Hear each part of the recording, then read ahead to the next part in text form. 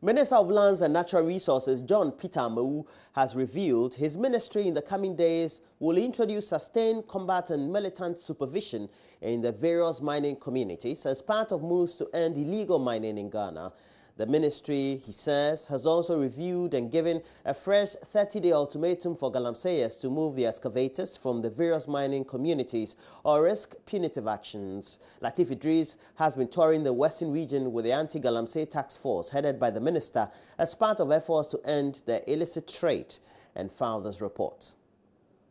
The journey took the task force to Dominase, Durata Kunta and Hiawa, all in the western region, and the first port of call was to a mining site in Dominase in the Nzima East district. When we start the reclamation process, as I already noted, there is going to be a sustained combat and militant, supervision process in place, which is going to last a minimum of 1 year.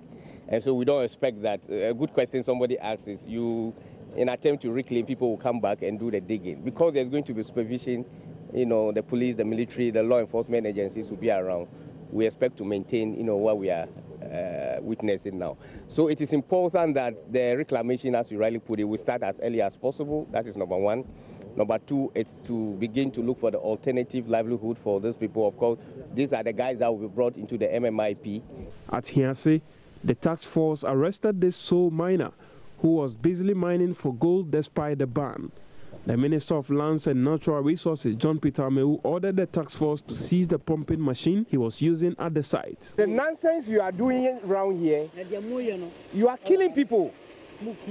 And that is what we are against. We will allow you to mine, but we will teach you how to do it in a very nice way. But this very one, we will not allow you. You have to park. Were you told that you need to park and leave the site? We have traveled over almost the whole of this region. Most of your friends have left. You are still working. Why?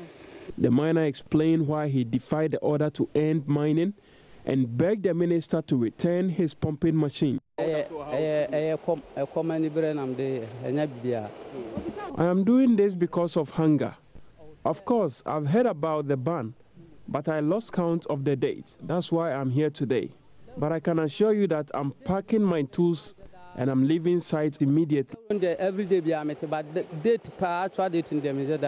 Second port of call was Prestia, where the two deputy ministers paid a courtesy call on the divisional chief of the area.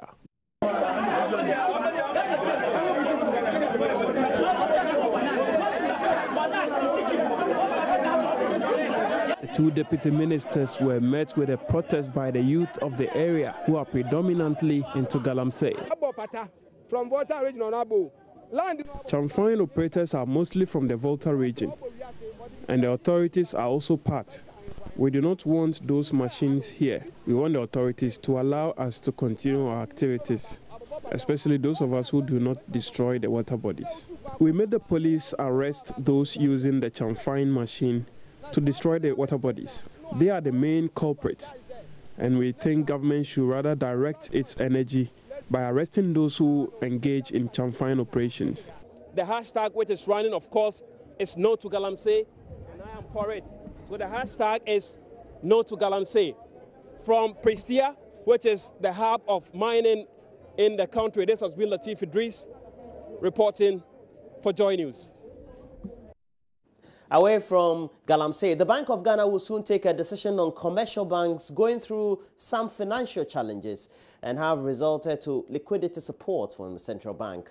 Joy Business understand that some commercial banks are set to be in serious financial distress as a result of high incidence of non-performing loans. And the governor of the Bank of Ghana, Dr. Ernest Addison, disclosed this in an interview with Washington, D.C.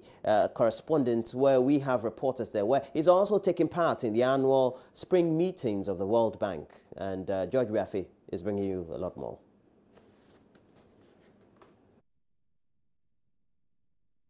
The new central bank governor, Dr. Ernest Addison, the decision on these banks could be reached in the next few weeks. Due to some of the findings of that asset quality review, the banks were asked to make additional provision for some of their loans.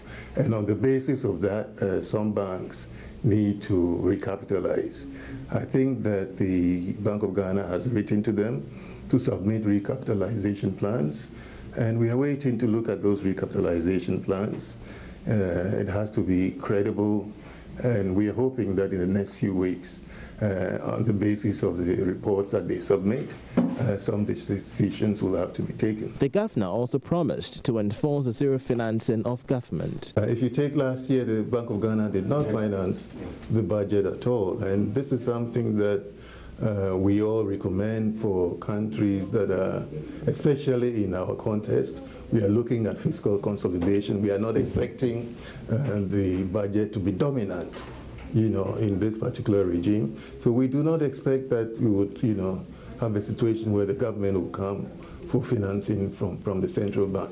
If we've been able to avoid that in an election year, I don't see why, in a non-election years, the central bank, cannot abstain from providing financing. The governor of Ghana City, the governor noted that measures being implemented right now will stabilize the local currency.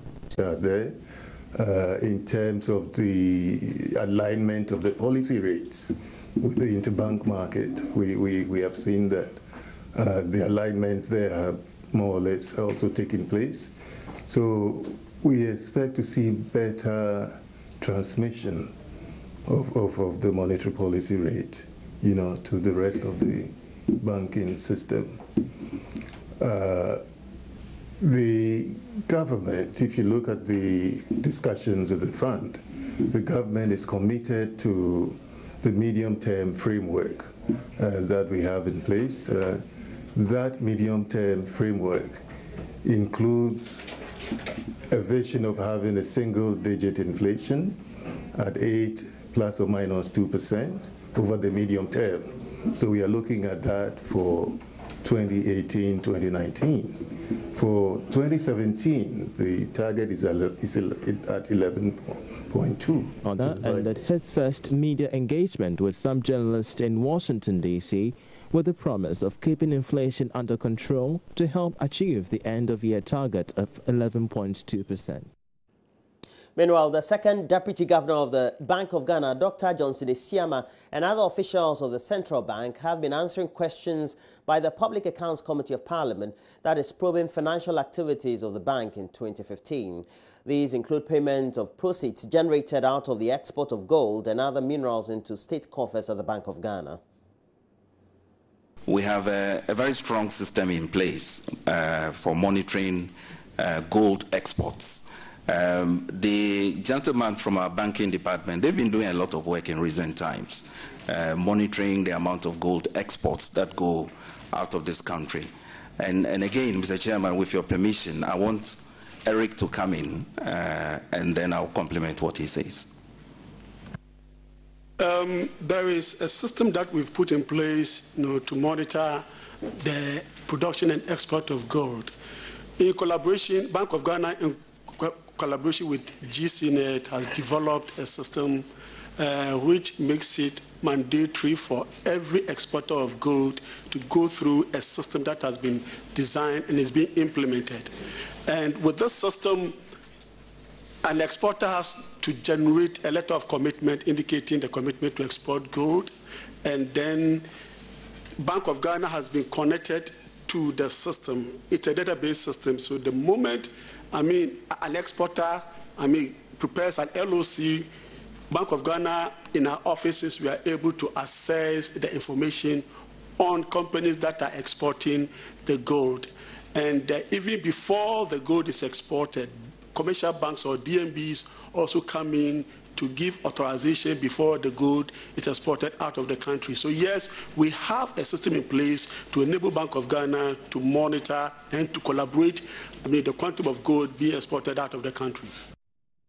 In other stories, Dutch aid will cease to Ghana someday, even though it would be a gradual process. This is according to the Dutch ambassador to Ghana, Ron Straker, in his response to President Akufo-Addo's mantra of a Ghana without aid.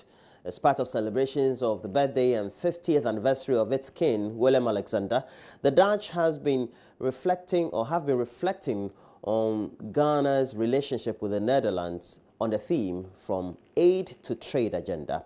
Earlier on the pause with Gifty and Apia, Ambassador Straker spoke of the impact of Dutch interventions in Ghana, especially in the areas of sanitation and hygiene. We are constructing 82 stations across Ghana, providing clean water stations, clean and safe drinking water to about 650,000 Ghanaians, in particular, of course, in the poorer communities. We have, of course, the waste from energy program. So what would you say is the amount that, say, the Dutch government pushes into Ghana annually? I think this is still in the tens of millions if we make a sort of total calculation of the money getting there. But the focus is very clear. We focus on a certain couple of sectors in particular, but in general on the promotion of investment and the promotion of trade and businesses in this country. Certainly aid will be decreased. That is a gradual but a certain process.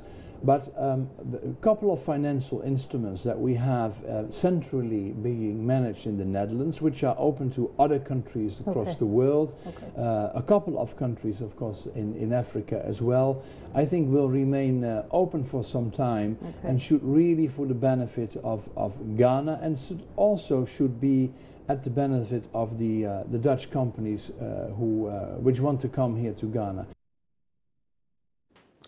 On mainstream politics, some executives of the New Patriotic Party in the Banda constituency of the Bonafo region, they registered their disapproval of one Marikoni as the one most likely to be appointed district chief executive for the area.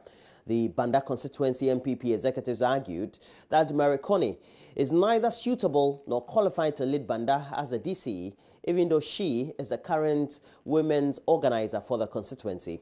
They accused the Bonafo Regional Minister Kwekua Sumechreme as the one lobbying for her to take up that position.